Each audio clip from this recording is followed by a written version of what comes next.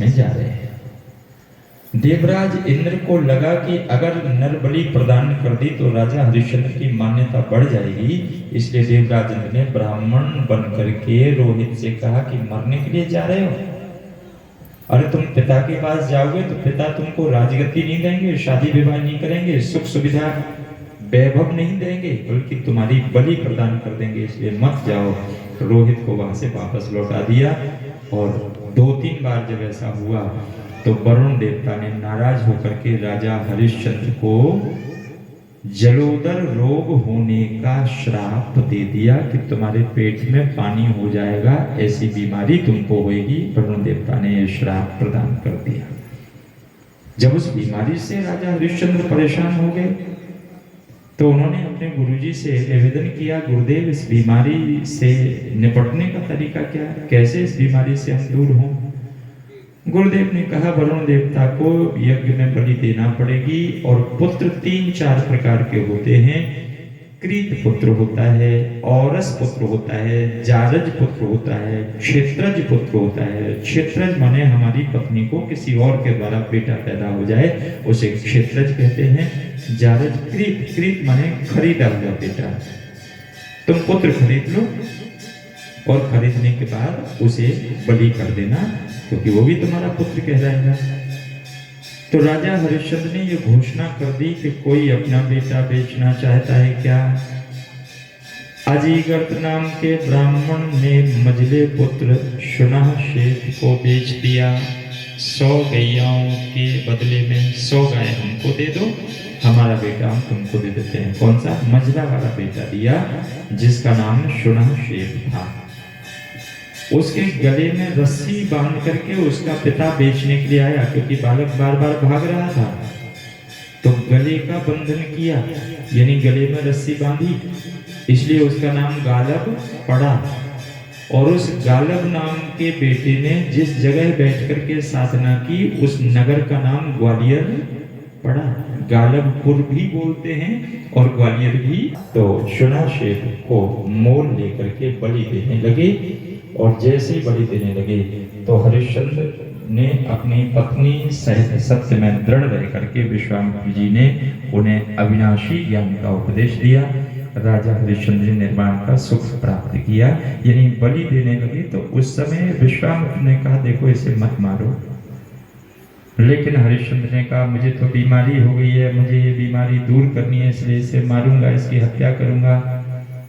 विश्वामित्र जी ने अजीगर्त के बेटे शुनहशेफ के कान में जाकर के वरुण मंत्र का उपदेश किया और कहा, इस मंत्र को जपो। शुनहशेफ आंख में आंसू भर करके पुकार करके वरुण देवता का मंत्र जपने लगा। तो वरुण देवता प्रकट हो गए और वरुण देवता ने शुनहशेफ को क्षमा करवा दिया और राजा हरिश्चंद्र से कहा कि तेरा जलोदर रोग ठीक हो जाएगा। लेकिन विश्वामित्र एक बार स्वर्ग में इंद्र के दरबार में बैठे थे, तब वशिष्ठ जी महाराज बड़े सज धज करके, बढ़िया सोने की माला पहन करके, बढ़िया कंठी माला इत्यादि वस्त्र आभूषण पहन करके पहुंच गए वहां इंद्र के दरबार में। तो सारी सभा उठ करके खड़ी हुई और वशिष्ठ जी से पूछा, वशिष्ठ जी बहुत सजे धजे हो, कहाँ से आ रहे हो? ये वस्त्र आभूषण किसने तुमको दे दिए? कोई बढ़िया वाला यजमान मिल गया क्या? वशिष्ठ जी ने कहा, मेरा चेला क्या कोई कम है? सत्यवादी राजा हरिश्चंद्र, ज्ञानी राजा हरिश्चंद्र, धर्मात्मा राजा हरिश्चंद्र मेरी बहुत सेवा करता है, वो समस्त लोगों को दान देता है, मुझे भी उसी ने दान दिया। अब विश्वामित्र से नहीं रहा गया। विश्वामित्र उठ करके खड़े हुए और इंद्र की उस सभा में बोले कि वो चोर, वो झूठा, जिसने वरुण देवता को कितनी बार छकाया, कितनी बार पागल बनाया, उस झूठे हरिश्चंद्र की बात कर रहे हैं। उसने तुमको दान दे दिया तो तुम उसके गुणों का वर्णन करने लगे। वरुण देव से पूछो कितनी बार उनको पागल बनाया। वो दानी नहीं है, वो झूठा राजा है। वशिष्ठ जी ने कहा वो एकदम सच्चा है। विश्वामित्र जी ने कहा वो एकदम झूठा है। वशिष्ठ जी बोले कि अगर वो झूठा साबित हुआ तो मेरे पुण्य नष्ट हो जाएंगे। वशिष्ठ जी ने कहा कि अगर वो सच्चा साबित हो जाए तो मेरे पुण्य नष्ट हो जाए। विश्वामित्र ने कहा, वशिष्ठ जी ने कहा तो जाओ उसको झूठा साबित करने की कोशिश करो। विश्वामित्र जी महाराज वेश बदल करके वन में बैठ गए।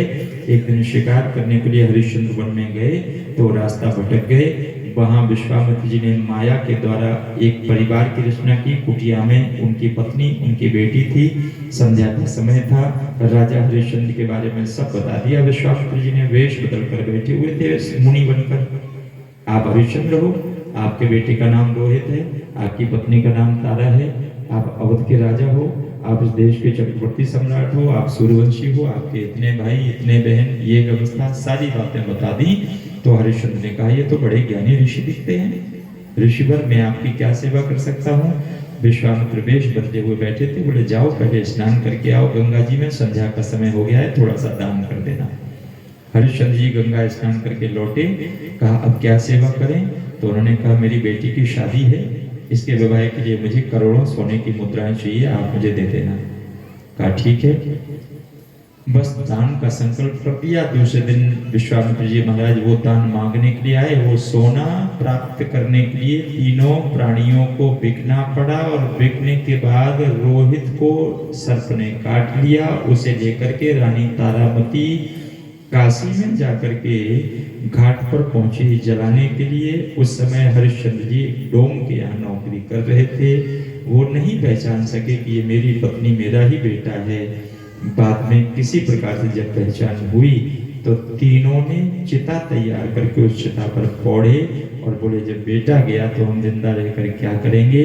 और चिता पर पौड़कर जैसे ही अग्नि जलाना चाहते थे, तभी माँ शताक्षी शाकंभरी माता प्रकट हुई और उन्होंने अपनी 100 आंखों से जल बरसाकर उस चिता को बुझा दिया। राजा हरिश्चंद्र को निर्वाण का सुख प्रदान किया और रोहित को जिंदा करके अयोध्या का राजा बना दिया।